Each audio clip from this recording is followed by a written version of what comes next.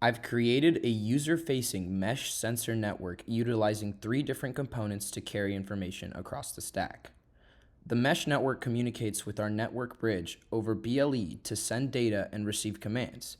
And likewise, the network bridge uses HTTPS and MQTT to send data and receive commands from the user-facing mobile app.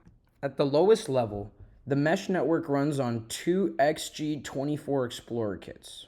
One node implements a sensor client model and the other implements a sensor server model.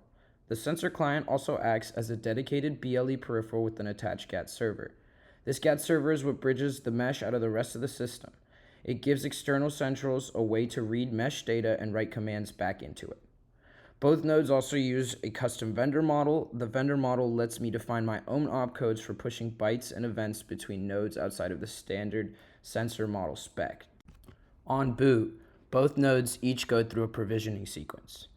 After I provision each node, I bind application keys to each model so that they can exchange encrypted data properly. I also configure groups to allow for the sensor server to publish and for our sensor client to subscribe to properly connect our mesh and collect data to send to our Wi-Fi bridge. This second component is what bridges everything else. The Wi-Fi bridge runs on an SIW917 dev kit, and it has 2 jobs.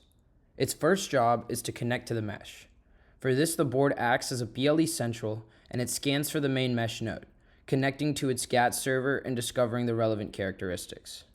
From there, it can either read sensor data coming from both mesh nodes, or it can write commands back into the GAT server, things like blinking an LED or changing a node's interval for publication.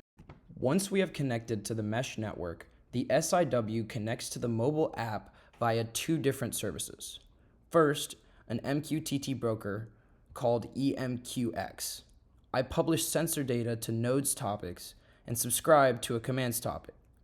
This required port 883 for TLS, which meant generating the proper certificate and loading it into firmware.